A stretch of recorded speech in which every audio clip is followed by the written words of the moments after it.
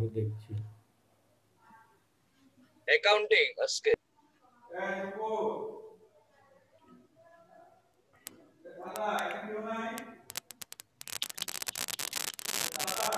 ইতিহাস তোমার ভুল হচ্ছে। ইতিহাস ঠিক আছে, এখন তোমার ক্লিয়ার হয়েছে। Yes sir.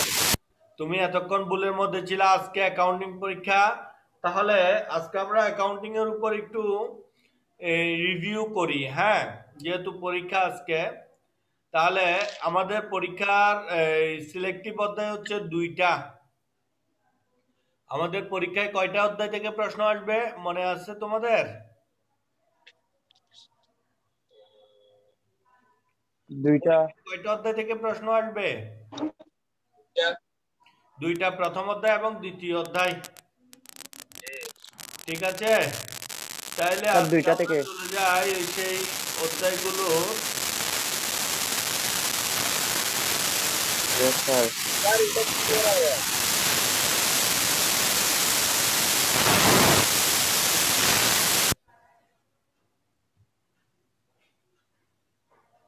স্যার আপনার এখান থেকে অনেক আওয়াজ আসতেছে। ওয়ালাইকুম আসসালাম। হ্যাঁ, যেটা বড়, যেটা ভালো এসিডিসি মেনটেন চলে ওইটাতে দেন।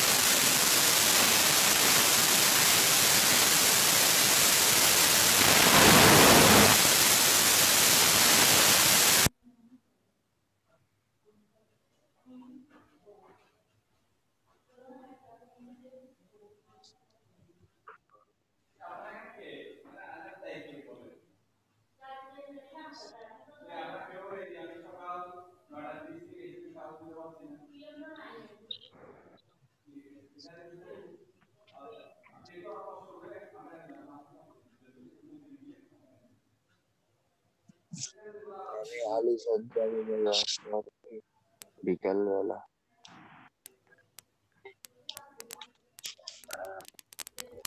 হ্যাঁ,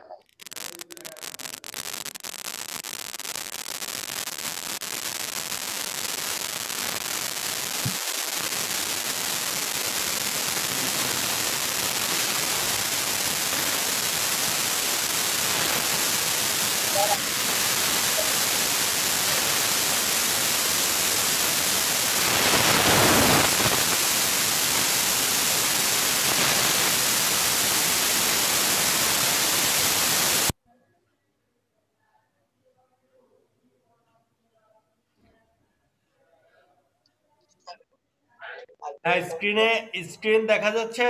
স্ক্রিন ভালোভাবে দেখা যাচ্ছে কিনা দেখো তো। জি স্যার দেখা যাচ্ছে আচ্ছা দেখো, প্রথম অধ্যায় তোমাদের কাছে একটা yes yes sir lecture sir sheet দেখা দিয়েছিল। যাচ্ছে। তোমাদের কাছে একটা লেকচার শিট আছে,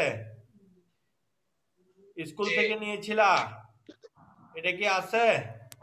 জি স্যার হ্যাঁ, এই লেকচার শিটটা একটু হাতে নাও। নিজের কাজের জন্য তৃতীয় পক্ষের নিকট দায়বদ্ধতা হচ্ছে, আমি আনসার গুলো বলে দিব, তোমরা একটু এগুলো মার্ক করে নাও।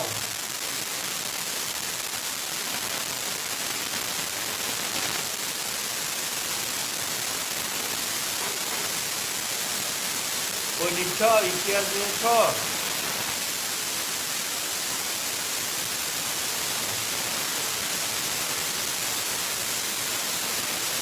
কোথায় ইতিহাস কি নিয়েছ?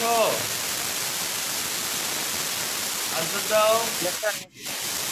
ওকে, তাহলে আমি বলছি, তোমরা দেখো, নিজের কাজের জন্য তৃতীয় পক্ষের নিকট দায়বদ্ধতা হচ্ছে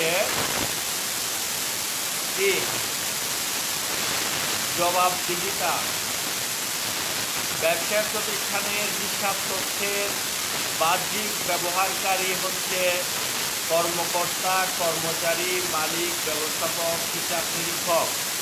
এর মধ্যে মালিক এবং ব্যবস্থাপক হচ্ছে প্রতিষ্ঠানের আভ্যন্তরীণ কর্মকর্তা, অর্থাৎ তারা প্রতিষ্ঠানের সাথে সরাসরি জড়িত থাকে। কর্মকর্তারা প্রতিষ্ঠানে চাকরি করলেও শুধুমাত্র তারা তাদের কাজের প্রতি দায়বদ্ধ, ফলে তারা ব্যবসায়ের মূল মালিক নয়। তাই কর্মচারী এবং হিসাব নিরীক্ষক হচ্ছে প্রতিষ্ঠানের বাহ্যিক ব্যবহারকারী। কোনটি সুষ্ঠুভাবে সরকারের রাজস্ব আদায়ে সহায়ক ভূমিকা রাখে? সরকারি। কোনটি স্যার এক সুষ্ঠুভাবে নাম্বারটা কি বলছেন? হ্যাঁ, এক নাম্বার এক নাম্বার নাম্বারটা কি বলছেন? নিজের নিজের জন্য তৃতীয় পক্ষের নিকট হিসাব বিজ্ঞান। দায়বদ্ধতা হচ্ছে জবাবদিহিতা। নিজের কাজের জন্য তৃতীয় পক্ষের নিকট দায়বদ্ধতা হচ্ছে জবাবদিহিতা। বুঝতে পেরেছ? ব্যবসা প্রতিষ্ঠানে হিসাব তথ্যের বাহ্যিক ব্যবহারকারী হচ্ছে কর্মকর্তা, কর্মচারী এবং হিসাব নিরীক্ষক। কোনটি সুষ্ঠুভাবে সরকারের রাজস্ব আদায়ে সহায়ক ভূমিকা রাখে? হিসাব বিজ্ঞান সুষ্ঠুভাবে সম্পাদন করলে সরকারের রাজস্ব আদায়ে সহায়ক হিসেবে ভূমিকা রাখে। আধুনিক হিসাব বিজ্ঞানের উৎপত্তি কোথায়? আধুনিক হিসাব বিজ্ঞানের উৎপত্তি হচ্ছে ইতালিতে। হিসাব বিজ্ঞানকে কি বলা হয়? হিসাব বিজ্ঞানকে বলা হয় ব্যবসায়ের ভাষা। হিসাব বিজ্ঞানের ইতিহাস কেমন? হিসাব বিজ্ঞানের ইতিহাস হচ্ছে একটি প্রাচীন ও বৈচিত্র্যময় ইতিহাস। হিসাব বিজ্ঞানের ইতিহাস প্রাচীন এবং বৈচিত্র্যময়। আধুনিক হিসাব বিজ্ঞানের যাত্রা শুরু হয় কখন? বৈচিত্র্যময়। আধুনিক হিসাব বিজ্ঞানের যাত্রা শুরু হয় পঞ্চদশ শতাব্দীতে।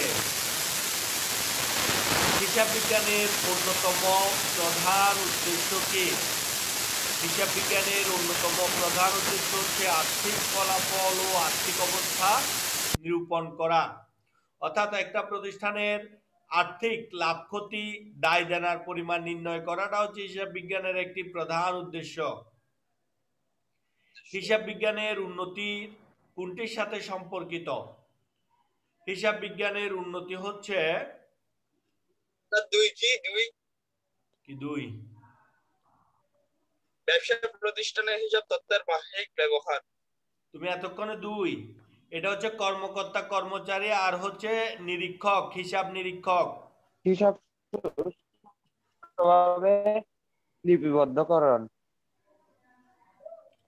এরপর হিসাব বিজ্ঞানের উন্নতির সাথে কোনটি সম্পর্কিত? হিসাব বিজ্ঞানের উন্নতির সাথে বিজ্ঞান ও প্রযুক্তির উন্নয়নের সম্পর্ক রয়েছে। ব্যবসা থেকে মালিকের জীবন বীমা প্রিমিয়াম প্রদান এর সঠিক জাবেদা কোনটি হবে? মালিকের জীবন বীমা হোক আর যাই হোক, যে কোনো খরচ মালিক ব্যবসা থেকে নিয়ে গেলে সেটিকে উত্তোলন নামে লিপিবদ্ধ করতে হয়। তাহলে উত্তোলন হিসাব এবং ব্যবসা হতে নগদ অর্থের হ্রাস ঘটবে, ফলে নগদান হিসাব ক্রেডিট হবে।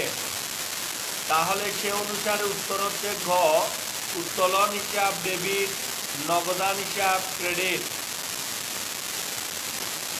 ব্যবসা প্রতিষ্ঠানের হিসাবকাল কিরূপ? ব্যবসা প্রতিষ্ঠানের হিসাবকাল হচ্ছে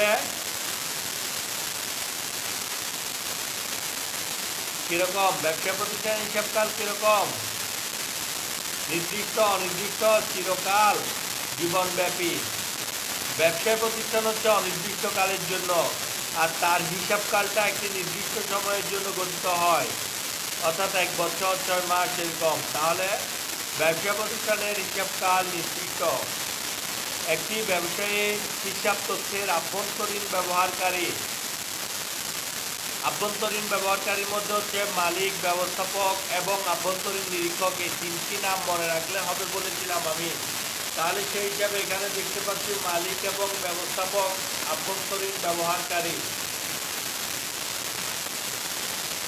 বর্তমানে হিসাব বিজ্ঞানের ভিত্তি হলো উৎপাদন ব্যয় পদ্ধতি, একতরফা দাখিলা পদ্ধতি, দুতরফা হিসাব পদ্ধতি। তাহলে বর্তমানে হিসাব বিজ্ঞানের ভিত্তি হচ্ছে দুতরফা দাখিলা পদ্ধতি। সমাজবদ্ধ বসবাসকারী মানুষের প্রথম পেশা কোনটি? সমাজবদ্ধভাবে বসবাসকারী মানুষের প্রথম পেশা হচ্ছে কৃষিকাজ। হিসাব বিজ্ঞানের অন্যতম প্রধান উদ্দেশ্য কোনটি? হিসাব বিজ্ঞানের অন্যতম প্রধান উদ্দেশ্য হচ্ছে আর্থিক ফলাফল ও আর্থিক অবস্থা নির্ণয়। ব্যবসা প্রতিষ্ঠানের হিসাব তথ্যের বাহ্যিক ব্যবহারকারী, কর্মকর্তা, কর্মচারী এবং সরকার। মালিক ও ব্যবস্থাপক হচ্ছে আভ্যন্তরীণ।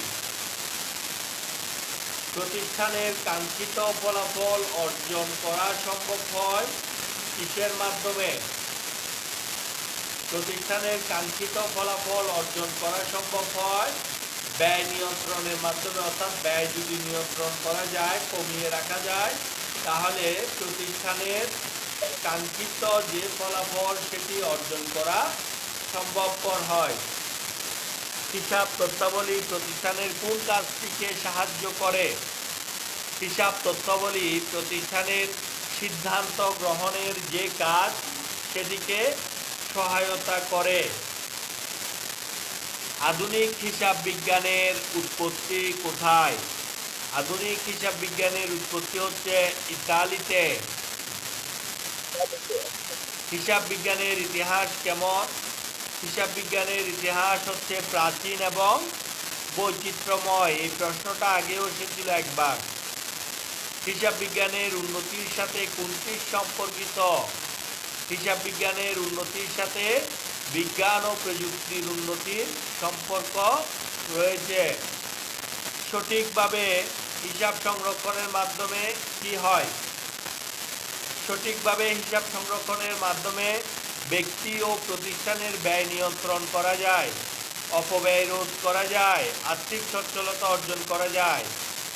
তাহলে সঠিকভাবে হিসাব সংরক্ষণের মাধ্যমে তিনটাই করা যায়, অর্থাৎ 1, 2, 3 তিনটাই সঠিক উত্তর। নিজের কাজের জন্য তৃতীয় পক্ষের নিকট দায়বদ্ধতা হচ্ছে জবাবদিহিতা।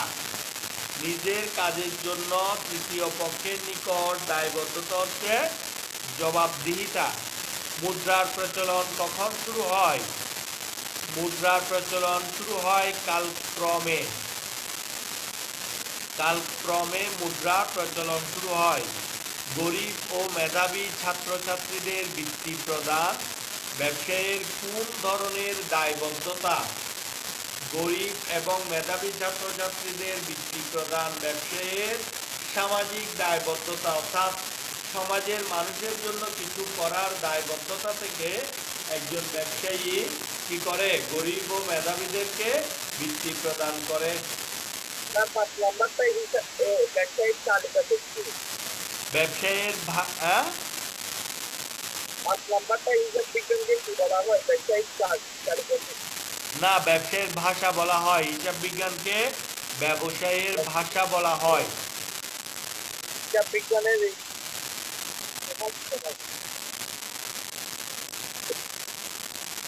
নাজনীন ফুড প্রোডাক্ট পণ্য বিক্রয়ের উপর ভ্যাট প্রদান করে থাকেন। সরকারের এই ভ্যাট আদায়ের ক্ষেত্রে সহায়ক হিসেবে কাজ করে নিচের কোনটি? হিসাব বিজ্ঞান। অর্থাৎ হিসাব বিজ্ঞানের সুষ্ঠু হিসাব সংরক্ষণের মাধ্যমে সঠিকভাবে কর আদায় হয়।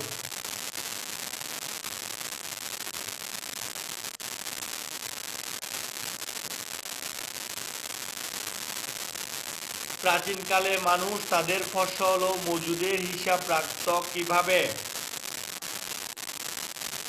প্রাচীনকালে মানুষ তাদের ফসল ও মজুদের হিসাব রাখত ঘরে দাগ কেটে, রশিতে গিট দিয়ে, লতায় গিট দিয়ে। তাহলে রশিতে গিট দিয়ে ঘরে দাগ কেটে।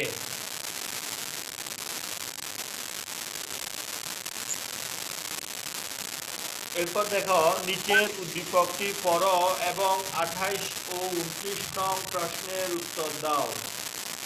জনাব ফরিদ একজন মণিহারি দোকানদার। তার প্রতিষ্ঠানে প্রতিনিয়ত বিভিন্ন প্রকার লেনদেন সংঘটিত হয়। এই লেনদেনগুলো জনাব ফরিদ তার হিসাবের খাতায় লিপিবদ্ধ করেন। মাস শেষে তিনি লেনদেনের হিসাব নিকাশ করে মুনাফা নির্ণয় করেন। জনাব ফরিদ কোন ধরনের ঘটনা হিসাবের খাতায় লিপিবদ্ধ করেন? তাহলে কোন ধরনের ঘটনা লিপিবদ্ধ করেন? আর্থিক ঘটনাগুলো তিনি হিসাবের খাতায় লিপিবদ্ধ করেন। জনাব ফরিদ মাস শেষে মুনাফা নির্ণয় করবেন। এটি হিসাব বিজ্ঞানের উদ্দেশ্য, বৈশিষ্ট্য, প্রয়োজনীয়তা। জনাব ফরিদ মাস শেষে মুনাফা নির্ণয় করবেন, এটি হচ্ছে হিসাব বিজ্ঞানের উদ্দেশ্য, বৈশিষ্ট্য এবং প্রয়োজনীয়তা তিনটি। সরকারের আয়ের অন্যতম উৎস। সরকারের আয়ের অন্যতম উৎস আয়কর এবং ভ্যাট। সরকার আয়কর এবং ভ্যাট থেকে তার বেশিরভাগ টাকা আয়করে অর্জন করে। এবার আমরা চলে যাচ্ছি দ্বিতীয় অধ্যায়। দেখো দ্বিতীয় অধ্যায়। প্রথম অধ্যায়ে কোনো সমস্যা আছে?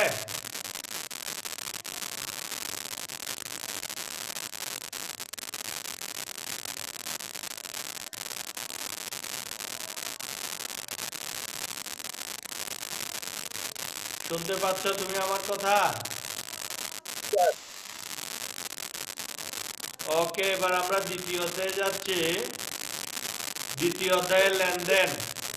নগদে পণ্য ক্রয় বিক্রয়ের ক্ষেত্রে কোনটি ব্যবহৃত হয়?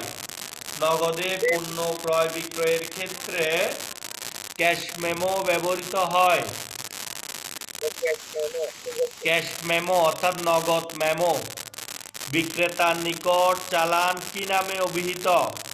বিক্রেতার নিকট চালান বহি চালান নামে অভিহিত। A=L+E সমীকরণটির L উপাদানটি নির্দেশ করে। অর্থাৎ A=L+E সমীকরণের L দিয়ে কি নির্দেশ করে? দায়। দুই নম্বরটা কি বলছে? বিক্রেতার নিকট চালান কি নামে অভিহিত? হ্যাঁ, বিক্রেতার নিকট চালানটা হচ্ছে বহি চালান। সরি আন্তঃচালান হবে, যে আন্তঃচালান। বিক্রেতার নিকট চালান হচ্ছে আন্তঃচালান।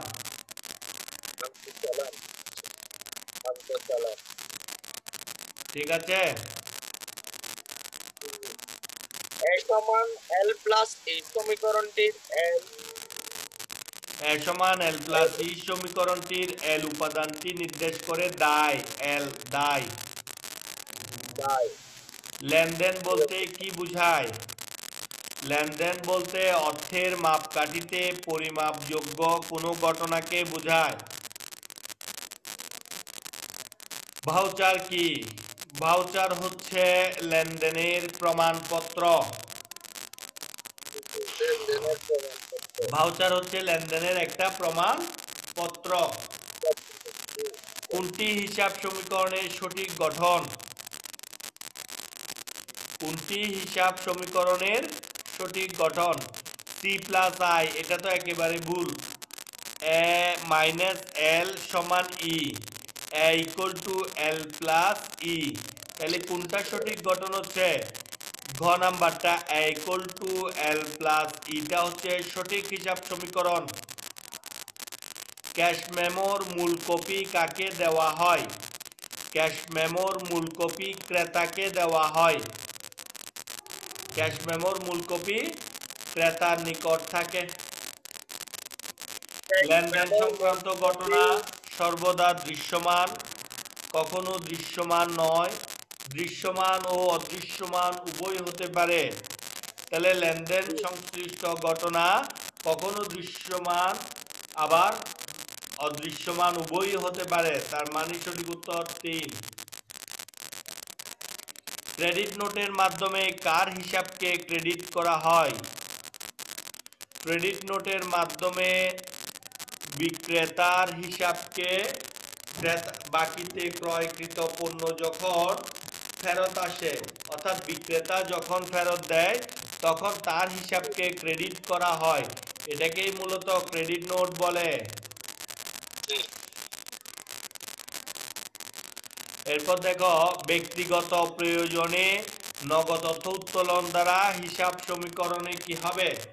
ব্যক্তিগত প্রয়োজনে নগদ অর্থ উত্তোলন করলে এ উপাদানের হ্রাস ঘটবে। ঠিক আছে, এ উপাদান হ্রাস ঘটবে, তারপরে এল উপাদান হ্রাস পাবে, ই উপাদান হ্রাস পাবে।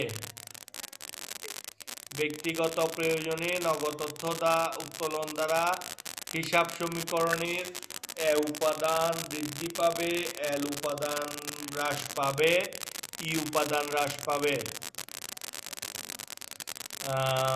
এখানে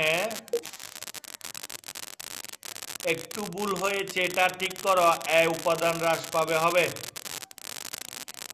প্রশ্নটা একটু ঠিক করো, এ উপাদান হ্রাস পাবে।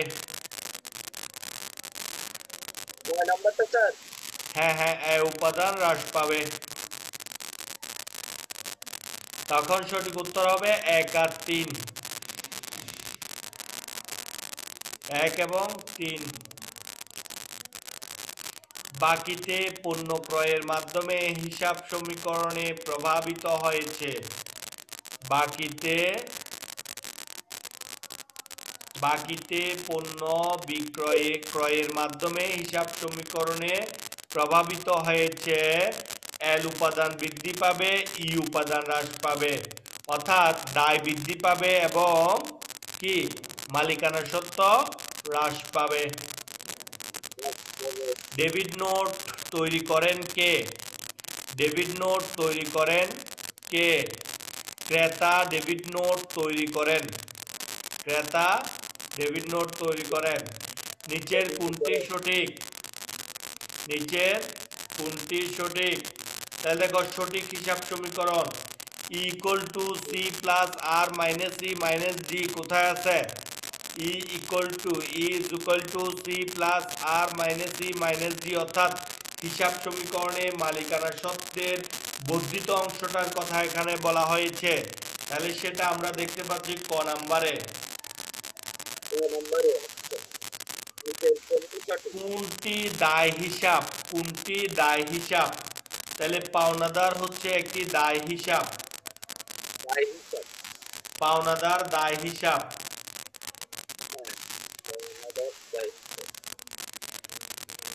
স্বয়ংসম্পূর্ণ ও স্বতন্ত্র কিসের বৈশিষ্ট্য? স্বয়ংসম্পূর্ণ ও স্বতন্ত্র হচ্ছে লেনদেনের বৈশিষ্ট্য। ক্রেডিট নোট কে প্রস্তুত করেন? ক্রেডিট নোট ক্রেডিট নোট ক্রেতা প্রস্তুত করেন। ক্রেডিট নোট প্রস্তুত করেন কে? ক্রেতা। একটি ব্যবসায়ের হিসাব তথ্যের আভ্যন্তরীণ ব্যবহারকারী। একটি ব্যবসায়ের হিসাব তথ্যের আভ্যন্তরীণ ব্যবহারকারী হচ্ছে মালিক, ব্যবস্থাপক এবং আভ্যন্তরীণ নিরীক্ষক, অর্থাৎ তিনজনই আভ্যন্তরীণ ব্যবহারকারী। ধারে পণ্য ক্রয় বিক্রয়ের প্রামাণ্য দলিল কোনটি? ধারে পণ্য ক্রয় বিক্রয়ের একটি প্রামাণ্য দলিল হচ্ছে চালান। চালান, ডেবিট ভাউচার, ক্রেডিট ভাউচার, চালান। সঠিক উত্তর চালান হবে। হিসাব সমীকরণের সঠিক প্রকাশ। দেখো, হিসাব সমীকরণের সঠিক প্রকাশ হচ্ছে সম্পদ সমান দায় যোগ মালিকানা শর্ত। সম্পদ মাইনাস মালিকানা সত্ত্ব সমান দায়, এটাও ঠিক আছে। সম্পদ যোগ মালিকানা সত্ত্ব সমান দায়, এটা ঠিক নেই। তাহলে 1 এবং 2 হচ্ছে সঠিক। বিক্রয় ফেরত জাবেদার উৎস দলিল। বিক্রয় ফেরত জাবেদার উৎস দলিল হচ্ছে ক্রেডিট নোট।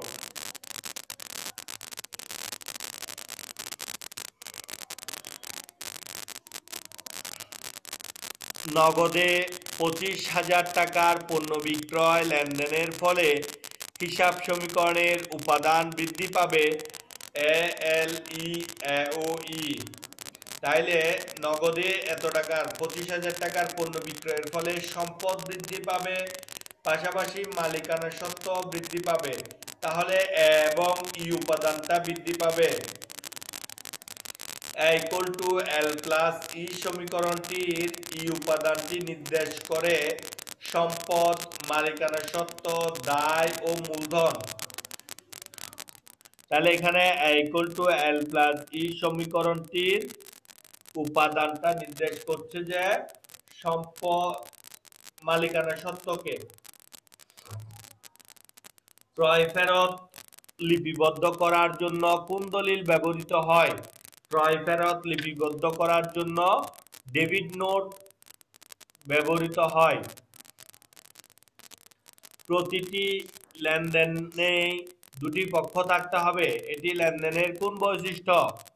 প্রতিটি লেনদেনের দুইটি পক্ষ থাকতে হবে, এটা হচ্ছে দ্বৈত সত্তা, লেনদেনের দ্বৈত সত্তা বৈশিষ্ট্য।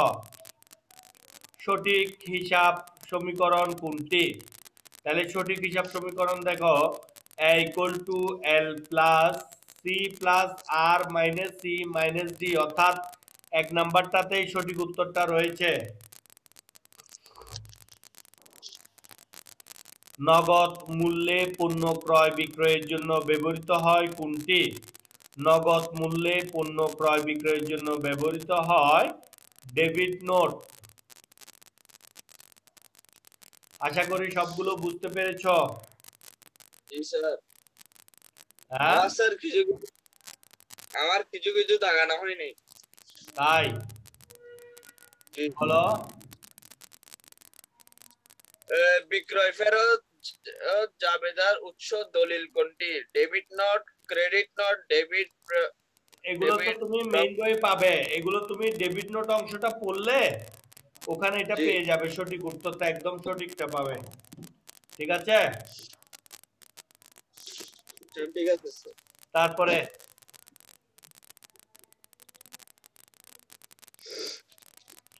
আচ্ছা যা হোক, আর যেগুলো পাও না এগুলো যখন তুমি মেইন বইটা একটু পড়বা, কেমন? মেইন বই পড়লে মেইন বই থেকে পাবে উত্তরগুলো। হ্যাঁ, আর এর বাইরেও যদি না পাও তখন আমাকে এই গ্রুপে মেসেজ করবা, আমি ওখানে জানিয়ে দেওয়ার চেষ্টা করব।